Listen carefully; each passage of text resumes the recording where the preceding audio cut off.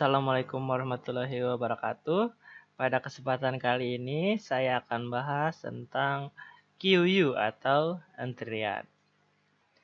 Nah, apa itu antrian? Ya, struktur data antrian atau QU adalah suatu bentuk khusus dari linear list ya dengan operasi pemasukan data hanya diperbolehkan dalam satu sisi saja, yaitu adalah posisi paling belakang atau ekor atau tail. Dan operasi penghapusan dari depan ya. Jadi dihapus dari depan ditambahkan dari belakang. Maka dengan prinsip antrian adalah FIFO, first in first out. Pertama kali masuk, pertama kali keluar atau FCFS ya. First come first serve. Pertama kali datang, pertama kali dilayani ya. Jadi yang tiba lebih awal maka akan dilayani terlebih dahulu ya. Jadi seperti kita mengantri pada suatu antrian ya. Nah, berikutnya adalah deklarasi dari QUU ya atau antrian. Nah, di sini awalnya ya front atau back ini berada di posisi tidak ada ya.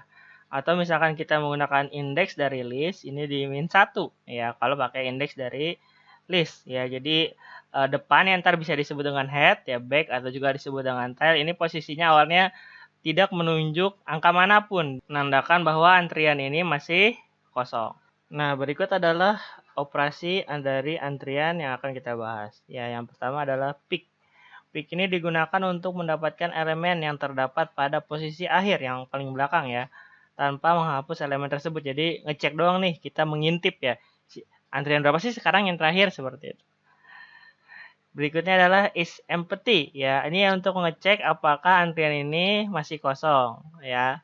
Size ini adalah untuk menentukan panjang dari antrian ya. NQU digunakan untuk menambahkan item pada posisi paling belakang dan DQU untuk menghapus item dari posisi yang paling depan. Ingat, untuk antrian atau QU ini adalah penghapusan dari paling depan atau yang pertama kali masuk atau yang pertama kali datang dan ditambahkan dari paling belakang. Ya, jadi dia masuknya yang paling belakang nanti yang paling terakhir. Seperti itu. Ya, ini adalah operasi-operasi yang akan kita bahas.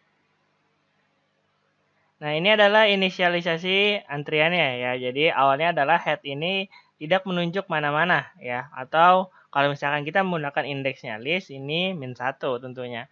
Ya, jadi sebelum 0 ya, yaitu posisinya pasti -1 ya. Nah, di mana size-nya ini 0 ya. Size ini adalah ukurannya ya. Seperti yang kita ketahui bahwa di dalam list ya, ini kita bisa menghitung size-nya. Size ini adalah jumlah data dari list tersebut. Kalau 0 berarti belum ada datanya seperti ini. Berikutnya adalah fungsi isEmpty. Ini digunakan untuk mengecek apakah antrian ini ada isinya atau kosong. Nah, head atau front ya adalah tanda untuk kepala antrian yang tidak akan berubah-ubah ya jika ada isinya ya. Jadi posisinya selalu di posisi 0 ya jika antrian tersebut ada isinya. Pergerakan pada antrian terjadi pada posisi yang paling belakang atau pada posisi back atau tail. Nah, seperti itu. Nanti akan ada ilustrasinya ya ketika penambahan maupun penghapusan. Nah, ini adalah ilustrasi dari isEmpty ya. Jadi, kita akan ngecek aja dari size-nya ya. Jadi, pada awalnya head dan tail ini posisinya di belakang 0 ya. Kalau misalkan menggunakan list atau array ini -1 ya. Jadi, seperti itu. Nah, atau kita bisa menghitung size-nya ya. Jadi di sini size-nya apakah 0 ya. Jika iya akan dikembalikan true, jika tidak akan dikembalikan dengan false. Seperti ini. Nah, berikutnya adalah fungsi pick. Pick ini digunakan untuk mengecek data antrian ya. Siapa antrian berikutnya seperti itu. Ya, jadi siapa sih yang akan dipanggil berikutnya? Jadi kita ngintip-ngintip gitu ya. Nah, jika misalkan datanya masih kosong ya, maka akan dipanggil ya. Picking from an empty list. Berarti mengecek pada antrian yang masih kosong atau list yang masih kosong. Itu pick. Kemudian di sini ada NQU atau penambahan. Nah, ingat di sini penambahan akan terjadi pada posisi yang paling belakang. Nah, jika misalkan antrian yang masih kosong, maka data tersebut akan menjadi data yang paling depan. Sehingga si head ini dan si tail ini nanti posisinya akan menjadi di 0 terlebih dahulu. Nah, untuk ilustrasi lebih jelasnya bisa dilihat di video berikut ini. Pertama kita punya headnya sama dengan -1 dan tail juga sama dengan -1. Posisinya ada di sebelum angka 0. Ya, jadi artinya datanya masih kosong nih ya. Nah, untuk data pertama, jadi untuk yang khusus yang pertama nanti ada di dalam NQU ini ada if condition di mana kalau data pertama kita pindahin dua-duanya. Itu head menjadi 0, tailnya juga menjadi 0. Ya, jadi untuk khusus data yang pertama ya, kita akan pindahkan dua-duanya yaitu memindahkan head dan tail. Jadi seperti ini. Jadi head sama dengan tail sama dengan min 1 ditambah 1 atau sama dengan 0. Jadi untuk penambahan data pertama kali, jadi akan dicek dulu apakah antriannya masih kosong. Jika iya, maka lakukanlah kondisi seperti ini, yaitu nilai head sama dengan nilai tail yaitu sama dengan 0 ya. Jadi mereka akan pindah ke posisi 0 ya. Nah, setelah si tail ya. Jadi ya data itu pindahnya di posisi tail. Ya, jadi ingat data itu akan bergerak di posisi tail bukan di posisi head. Head pada NQU ya akan bernilai tetap yaitu pada 0, selalu pada 0 jika kita menggunakan array. Karena head itu selalu menunjukkan data yang paling depan, kecuali datanya kosong.